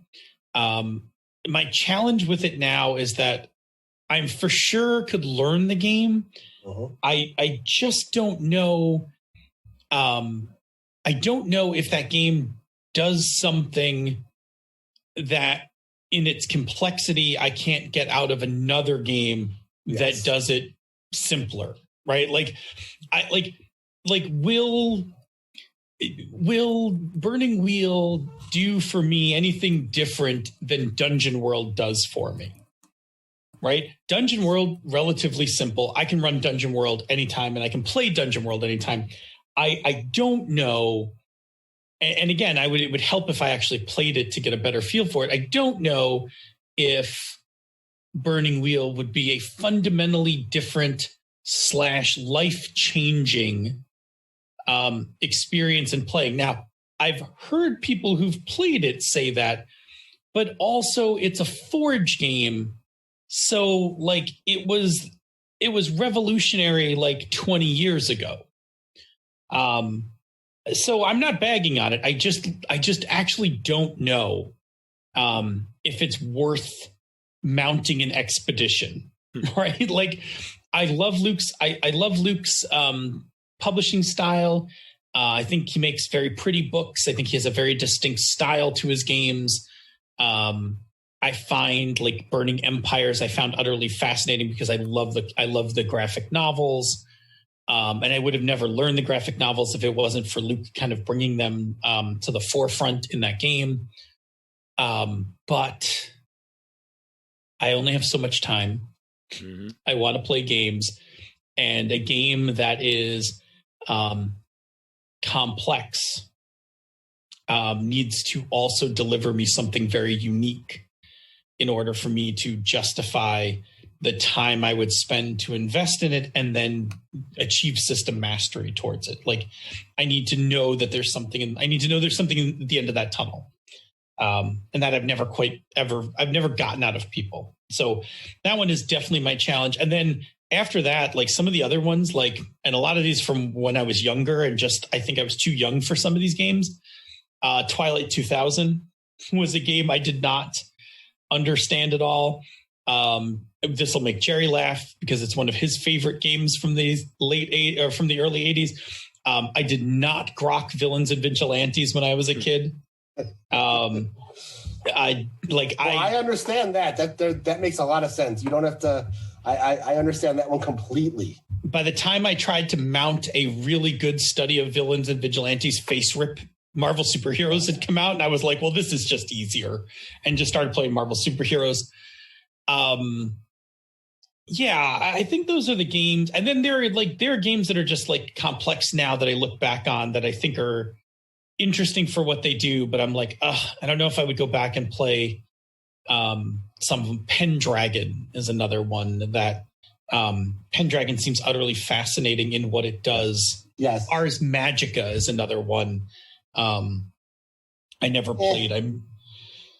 Right. I mean, Ars Magica is a favorite of a lot of designers. I did not play it. And at this point, I don't know if I need to go back and play it. I think Ars Magica is a good one to read, but it's one of those games that is another one of those games that was teaching us how to do something new without doing it well. And then somebody else came along and did it better.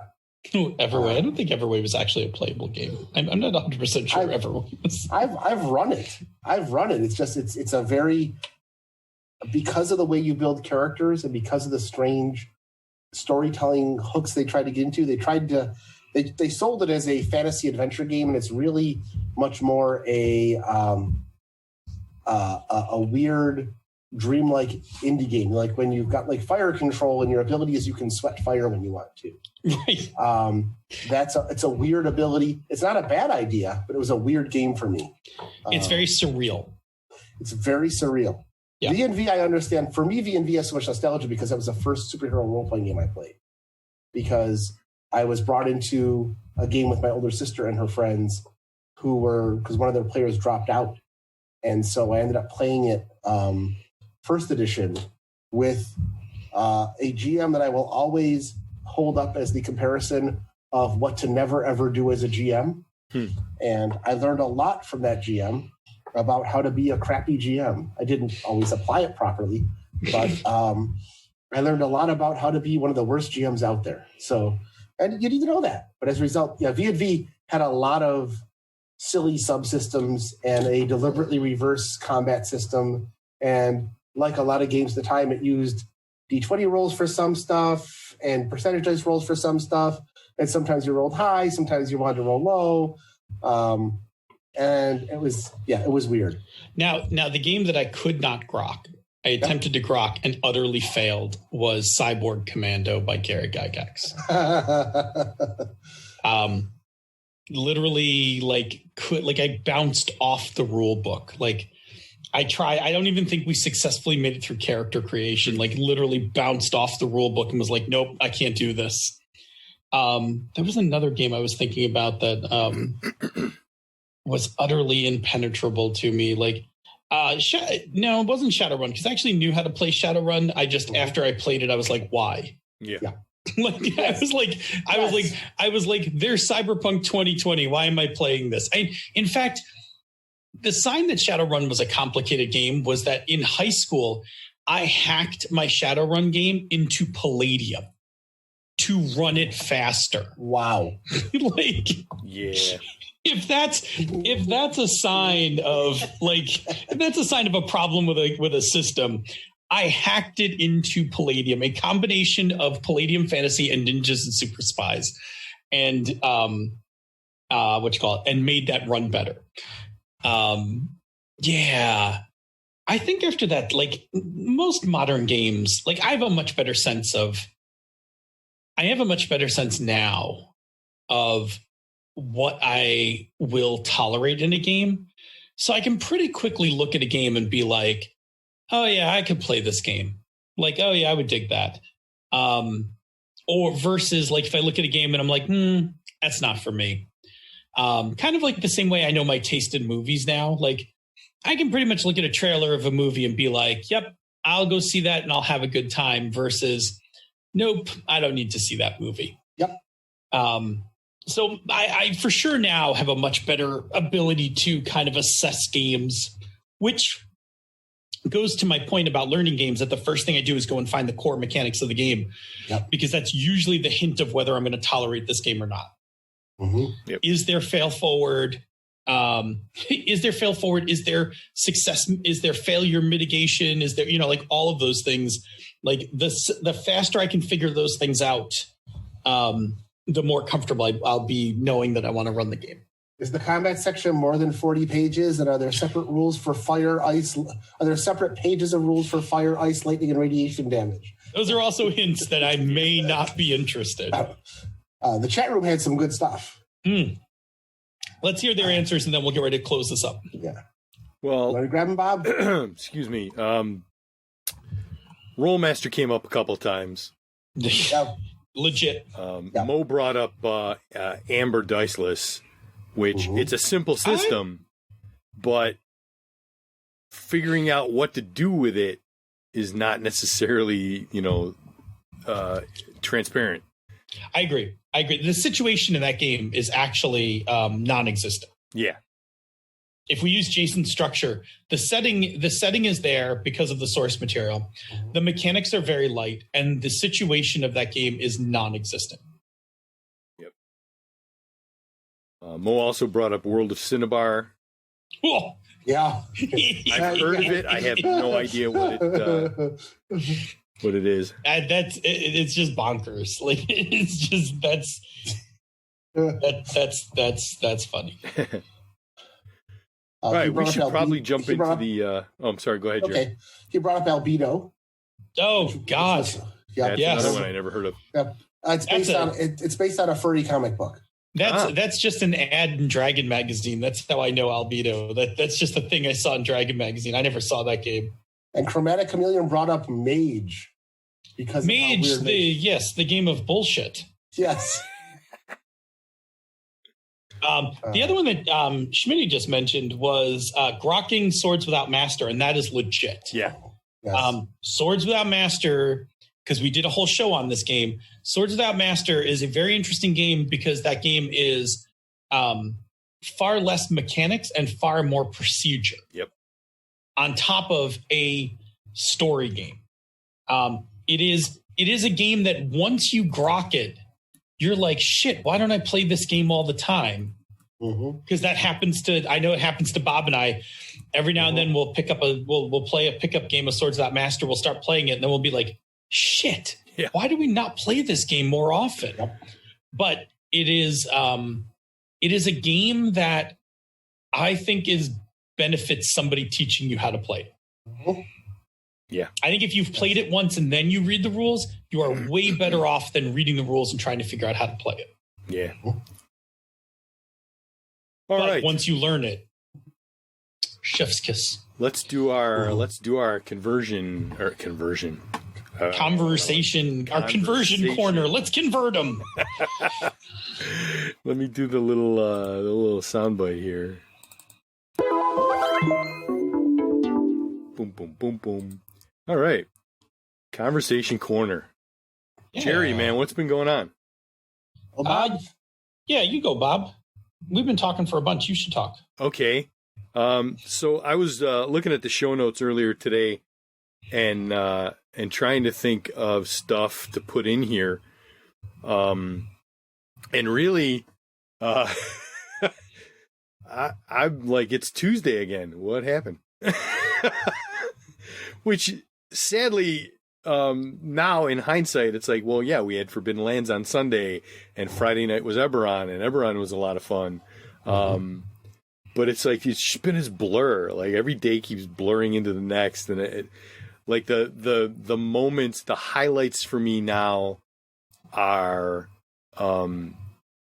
making meals, and I'm not like super like Phil's like doing cooking in his house. I'm only kind of dabbling. The most intricate things that I've been doing is I've been making breakfast burritos for breakfast or lunch. Last 2 days I had them for lunch. For example, today I mixed up a couple of eggs with some seasoning, some cracked salt and pepper, and some garlic powder and some stuff. I heated up a tortilla, and then I heated up a slice of roast beef and a slice of provolone on that, and I put those in the burrito with the eggs, and I kind of like a steak and eggs kind of breakfast burrito. That's cool. Which was really tasty. So yeah, it's a little bit of this and a little bit of that just keeps blurring into each other. I mentioned at the beginning Factorio. I've been dabbling in that. It's an interesting diversion from Minecraft. And I haven't really watched any what do you call it? Any of the regular shows much since last week. Everything started back up again. Today is the 21st. So yeah, yesterday was the 20th. So all the CW shows started up on Sunday again. So I've got at least 3 or 4 shows that I got to catch up on. But I've been watching a lot of NFL coverage on the NFL Network because they're getting ready to do a draft virtually on Thursday, which I think is going to be interesting as hell because they haven't had a lot of time to really plan it. We're all going to get on Zoom together? Or something like that, yeah. It's interesting. But it's fun watching these shows like Good Morning Football has been a show that I've liked to watch for quite a while now. And they have usually 4 people sitting around a table, and they're talking football, and they're having a good time, and there's a good rapport between them all. And now they're 4 screens, like in a Zoom conference, and they're in their homes, and they're dressed down most of the time. But now that things are starting to ramp up, there was an episode of NFL Now where they were doing a draft preview, and everybody had the suit and tie on. I thought that was interesting that they all they all suited up for this episode. But you should get your hard pants on, man. Yeah, get your hard pants on. Fuck Although that. suit pants aren't really hard pants. Suit pants are kind of soft pants, but They are. But yeah, it's been a lot of little moments that keep getting drifted away by the endless days just kind of rolling into each other. What about you, Jerry? Well, let's see. First of all, I've been going through a couple times a week now. I've been digging through Legos. I've got a bunch of fairly newer sets that I've been breaking open and building. Plus, I've got a bunch of older sets I never put together and some stuff from eBay. Whenever I get stuff in from eBay, I always put it in a lingerie washing bag and put it through the dishwasher before I put it together. So I've got, in some cases, I've got sets. I've got a box with, I think, 7 different Lego sets all mixed together that I've got to pull out and figure out how they go. So that's going to be some fun. It's just very soothing. And I've been binge watching Ozark and The Community. I never saw The Community when it was on TV the first time, so it's been enjoyable for me. Also playing Minecraft, which I have joined the club of people who crashed the server. Apparently you can't use a capsule to put a wizard's tower in a wizard while we get attacked by a spawner. But I know Bob taught me how to build capsules, and so now I've been running around repositioning buildings from far, far away to put in my town. But you only get so much of the building, so I've been rebuilding this. It's been virtual Lego. My wife has been making masks, so I've been doing a lot of modeling for those lately and trying different masks that she's got on. She made a whole bunch for my office staff now and for my field reps. So they have washable masks that have removable filters and everything in them. So that's pretty much it. For me, it's still been day in, day out as things go through. I still have to get up and go to work 5 days a week, which has actually added some normalcy. One of my employees commented today that She likes the we don't get to work from home, and she likes the fact that she actually comes into an office because it gives her something normal about get up, go to work, go home. It breaks up her day so she's not just sitting around the house all day. And we've been very, very careful with masks and gloves and everything else to take care of ourselves. So we've been getting by. And I'm looking forward to playing some more games. Phil? Oh, let's see. Well, I got a chance to play Forbidden Lands. As we're moving ever closer to ending our first kind of major story arc and getting ready to start the Raven's Purge campaign. So that was fun. We're actually doing a little dungeon crawling in Forbidden Lands, which is going pretty well, I think. Mm-hmm. The guys have been very smart players. Like, they're pretty sure they found this demon locked, magically sealed in this vault. And rather than just like pop the lock and like, throw down, they're like, you know what? We should probably do a little research on this demon. Like, discover its weaknesses, craft a few things. Like, it's been sealed in this vault for hundreds of years. It's not going anywhere. Yeah, exactly. Like, we should gear up for this fight. So they've actually done a really good job of making that happen. So playing Forbidden Lands, playing Factorio, feeling the learning curve of Factorio. Factorio is all about optimization. I have this assembly line going, and it is ugly, and it is not optimized. And like, I'm now looking at it going, okay, cool. I am going to tear this whole thing apart and start over, kind of thing. I've been playing some Minecraft as well. For everything that I enjoy about Factorio, about problem solving and logistics and flow management and stuff like that, I still miss the architectural and exploration parts of Minecraft. So I don't think Factorio could ever knock Minecraft off as my favorite game, but it is a very fine diversion. I've been playing a lot of Mario Kart Tour on my phone. It's pretty fun. It's very grindy. And it has so if you like Mario Kart, it's a lot of fun. But it's very grindy. And I don't think the microtransactions in the game are actually worth their cost. So I've just been playing it free to play. I don't think you get a lot of value out of what you could, like, you could spend money on the game, but I don't think the ratio is right. But I've been playing it because my kids have been playing it. And I thought this week I was doing pretty well. So I challenged my daughter to a head-to-head race and lost 6 races in a row. Not like by a little, like by a lot. Like each race is 2 laps. I maybe got like 1.5 laps in before she crushed me. She's 12. My son jumped in, and then my daughter beat him pretty badly as well. So, like, I don't think I can race her very much. I race her because it makes her feel good at this point, but like, I'm just taking a beating. Like, if I play it solo, I've been actually having a lot of fun breaking, like, doing better times and getting more points and stuff like that. Anyway, I've been playing a lot of that because it's pretty mindless. I'm almost finished with Picard. I have 1 episode left to go. I've enjoyed Picard quite a bit. I started watching this guy on YouTube. I don't even remember how I stumbled on it, called Sam the Cooking Guy. Bob's inspiration for his breakfast burrito came from an episode of Sam the Cooking Guy.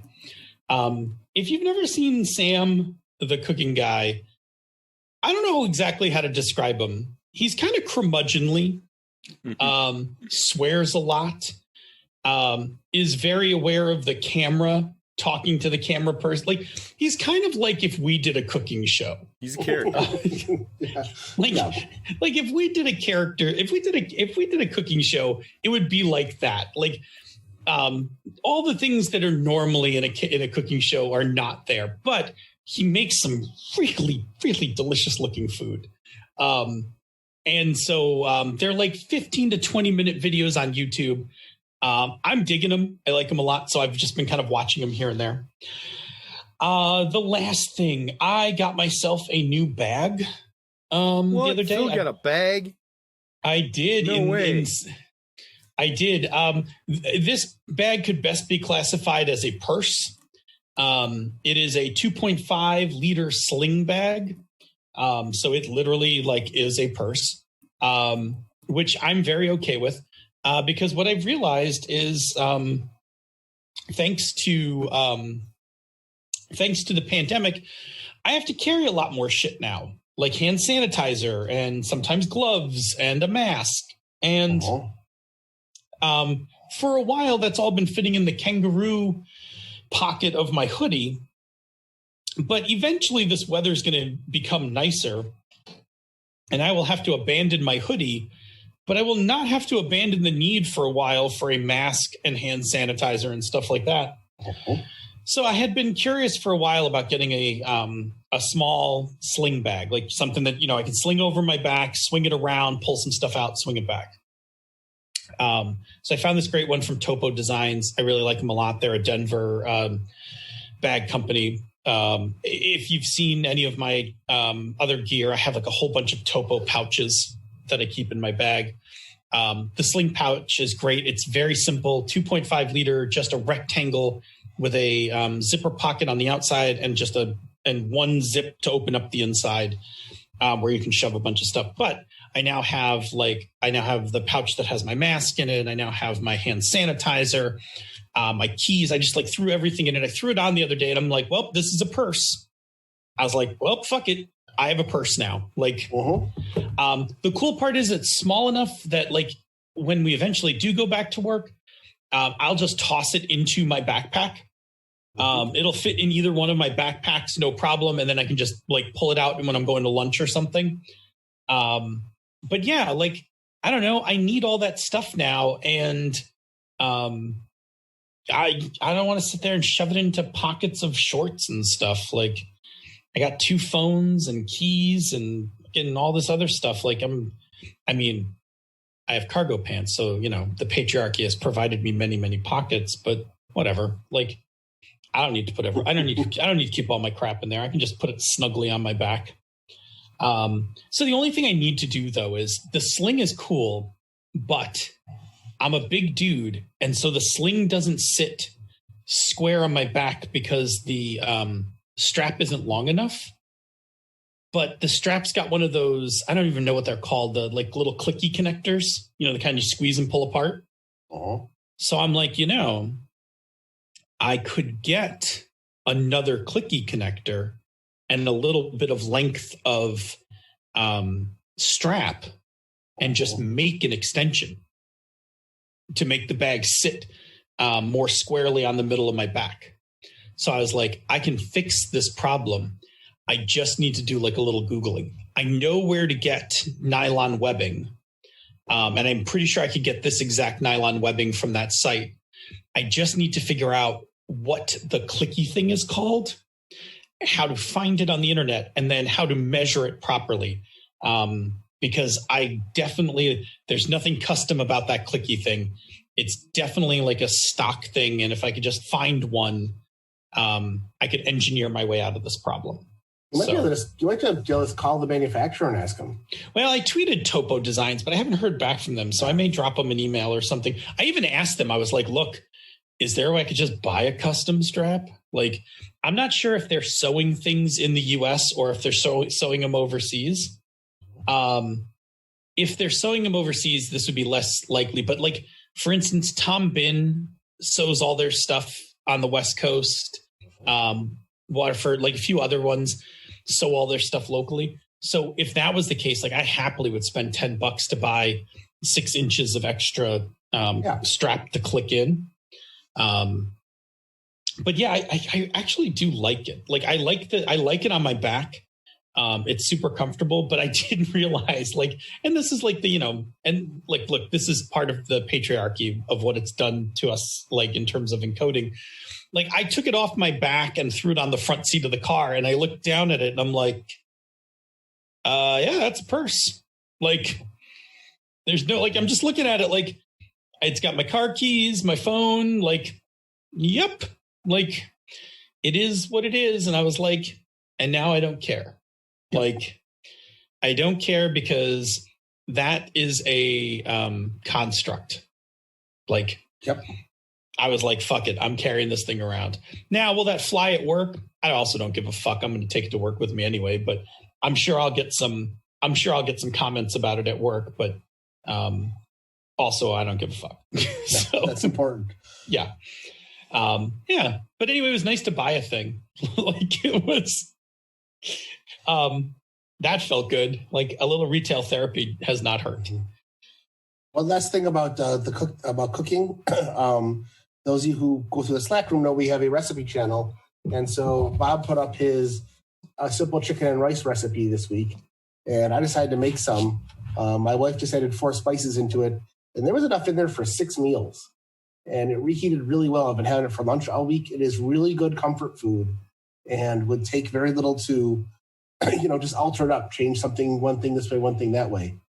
Trying to find instant brown rice was almost impossible. But other than that, it was simple and easy. And if you like good, just stick to your ribs comfort food, man, that recipe you put together, Bob, was perfect. I just subbed out, I don't do mushrooms, so I subbed out cream of mushroom for cream of celery. That worked just as well. So, yep. So thank you, Bob. You provided me with lunches for 6 days this week. You're welcome. Unfortunately for me, when I make that recipe, it makes like 4 meals. Because I eat way too much. I put 2 pounds of chicken in there. There you go.